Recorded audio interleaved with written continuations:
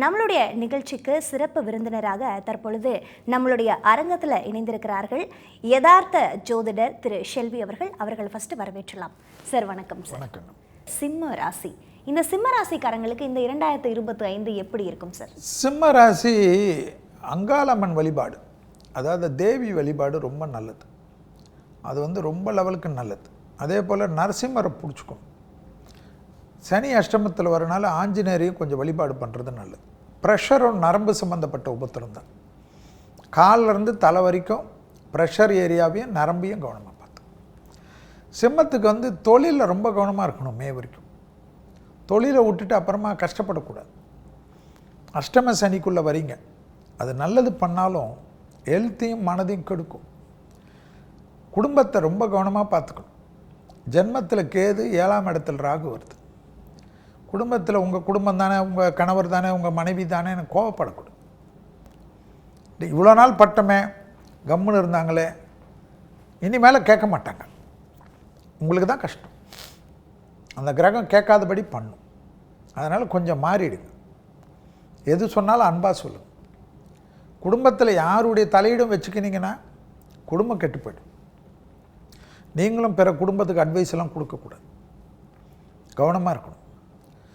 Exercise பண்ணக்கூடிய ராசியில் மேஷத்துக்கு அப்புறம் சிம்மம் வருது. ரொம்ப கவனமாக பார்த்துக்கணும். உடற்பயிற்சி பண்ணலைன்னா உங்களுக்கு மன அழுத்தம் வந்துடும். ஹார்மோன் குறைபாடெல்லாம் வரும். லேடிஸ்க்கு ரொம்ப தொந்தரவு பண்ணும் சிம்மத்துக்கு.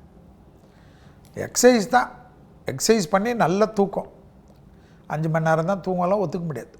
உங்களுக்கு 7 மணி நேரம் தூக்கம் கண்டிப்பாக இந்த வருஷம் வேணும். அப்போ தான் நிதானமாக எல்லாமே செய்வீங்க. எல்லோரையும் திருப்திப்படுத்துறதுக்காக எல்லா ஒர்க்கையும் இழுத்து போட்டுக்காது. ரிலாக்ஸாக இருக்கும். வீடு வாங்கணும், நிலம் வாங்கணும், அப்படி வாங்கணும், இப்படி வாங்கணும், ரொம்ப அளவாது. மே மாதம் வரைக்கும் பிள்ளைங்க விஷயத்தில் கொஞ்சம் கவனமாக இருக்கு. மேலேருந்து படிப்படியாக உங்களுக்கு நல்லது வரும். பிள்ளைகளுடைய படிப்பு, உத்தியோகம், தொழில், வியாபாரம்லாம் நல்லாயிருக்கும். அஷ்டம சனி இருந்தாலும் சுபகாரியம் நடக்கும். ஸோ கல்யாண அமைப்பெல்லாம் யோசிச்சிங்கன்னா கண்டிப்பாக சித்திரை மாதம் முடிஞ்ச பிறகு படிப்படியாக நடக்கும். ஆச்சரியமாக இருக்கும். தைரியம் வரும். துணை அல்லது துணைவியார், காதல் அமைப்பெல்லாம் சமாதானம் பண்ணிட்டீங்கன்னா ரொம்ப ஆச்சரியமாக இருக்கும். டென்ஷன் இருக்காது. அதனால் அதை மட்டும் கொஞ்சம் பண்ணிக்க. இடமாற்றம், வீடு மாற்றம், மனை மாற்றம், உத்தியோக மாற்றம், தொழில் மாற்றம், எல்லா மாற்றம் வந்தாலும் குடும்பத்தோடு கன்சல்ட் பண்ணிவிட்டு உங்கள் மீது அன்பு கொண்டவங்களோட நம்பிக்கையோடு பண்ணு. யாராவது ஏதாவது அவங்க குடும்பத்தை வச்சுட்டு உங்கள் குடும்பத்தை சிதைக்க பார்ப்பாங்க. ஐயோ நீ இவ்வளோ கஷ்டப்படுறியே, உனக்கு என்ன பண்ணாங்க, அது பண்ணாங்கன்னு தூண்டி விடுவாங்க. பலியாடு ஆகிடாது. கேர்ஃபுல்லாக இருங்க.